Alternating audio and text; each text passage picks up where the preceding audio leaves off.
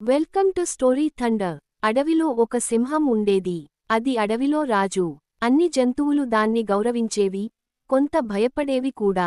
సింహం చాలా బలవంతుడు, కాని దానికి మృదువైన హృదయం కూడా ఉండేది.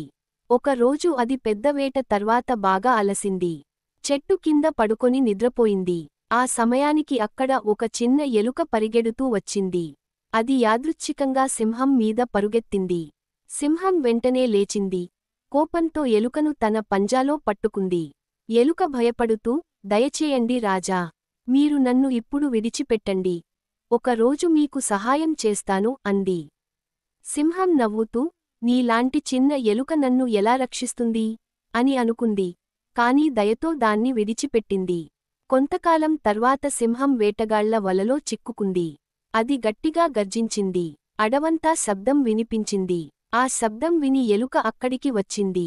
అది తన చిన్న పళ్లతో తాడు కొరికి సింహాన్ని విముక్తం చేసింది.